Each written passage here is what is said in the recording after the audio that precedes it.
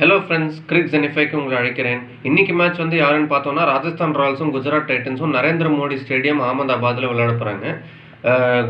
Head to head between Gujarat Titans and Rajasthan Royals இந்த ஐபிஎல்ல பார்த்தோம்னா குஜராத் டைட்டன்ஸும் ராஜஸ்தான் ராயல்ஸும் 6 வாட்டி ஆடிருக்காங்க அகேன்ஸ்ட் ஈச் அதர். அதில் வந்து குஜராத் டைட்டன்ஸ் வந்து 5 மேட்ச் ஜெயிச்சிருக்காங்க, ராஜஸ்தான் ராயல்ஸ் ஒரே ஒரு மேட்ச் தான் ஜெயிச்சிருக்காங்க. அண்ட் நரேந்திர மோடி ஸ்டேடியமில் வந்து ஹெட் டு ஹெட் பார்த்தோம்னா குஜராத் டைட்டன்ஸும் ராஜஸ்தான் ராயல்ஸும் 2 மேட்ச் தான் ஆடிருக்காங்க. அதில் ராஜஸ்தான் ராயல்ஸ் ஒரு மேட்ச் ஜெயிச்சிருக்காங்க, குஜராத் டைட்டன்ஸ் ஒரு மேட்ச் ஜெயிச்சிருக்காங்க. அதில் குஜராத் டைட்டன்ஸ் ஜெயிச்ச ஒரு மேட்ச் வந்து ஐபிஎல் 2022 ஃபைனல் டெபியூ சீசனில் கப் அடிச்சாங்க Gujarat Titans. And key matchups to watch out for வந்து என்னதுன்னு பார்த்தோம்னா ஜொஃப்ரா ஆர்ச்சர் வந்து முதல் ஓவர் ஆஃப் தி இன்னிங்ஸ் வந்து ஐபிஎல்ல 13 வாட்டி போட்டிருக்காரு. அதில் 8 விக்கெட் எடுத்திருக்காரு at an economy of 3.54. And GT வந்து ஒரு ஸ்ட்ராங்கான ஒரு டாப் 3 பேட்டர்ஸ் வச்சுருக்காங்க.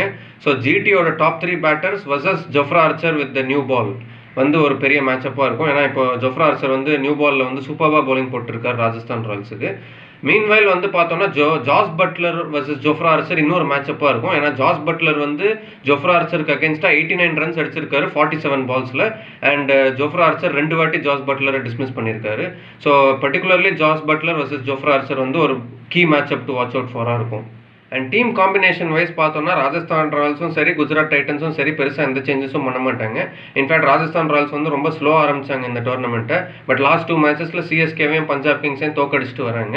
ஸோ ஒரு ஹை ஆன் கான்ஃபிடன்ஸில் இருப்பாங்க ராஜஸ்தான் ராயல்ஸ். அண்ட் அவங்களோட போலிங் இப்போ தான் செட் ஆகி வந்திருக்கு. தீக்ஷனா விக்கெட் எடுக்கிறாரு, ஹசரங்கா விக்கெட் எடுக்கிறாரு, ஜோஃப்ரா ஆர்ச்சர் நல்லா போலிங் போட்டிருக்காரு, சந்தீப் சர்மா, துஷார் தேஷ்பாண்டே எல்லாருமே நல்லா போலிங் போட்டிருக்காங்க ராஜஸ்தான் ராயல்ஸுக்கு. மீன்வைல் குஜராத் டைட்டன்ஸ்க்கும் பார்த்தோம்னா அவங்களுக்கும் எல்லாமே சூப்பராக கிளிக் ஆகிட்டு இருக்கு. இன்ஃபேக்ட் போன மேட்ச் வந்து வாஷிங்டன் சுந்தர் உள்ள கொண்டு வந்தாங்க. அவர் பேட்டிங்கில் வந்து பெரிய ஒரு கான்ட்ரிபியூஷன் பண்ணி ஒரு 49 ரன் அடித்தார் பேட்டிங்கில். ஸோ குஜராத் டைட்டன்ஸ்க்கும் எல்லாமே கிளிக் ஆகுது. போலிங்கும் சிராஜ் வந்து விக்கெட் எடுக்கிறாரு, பிரசித் கிருஷ்ணா விக்கெட் எடுக்கிறாரு, சாய் கிஷோர் விக்கெட் எடுக்கிறாரு.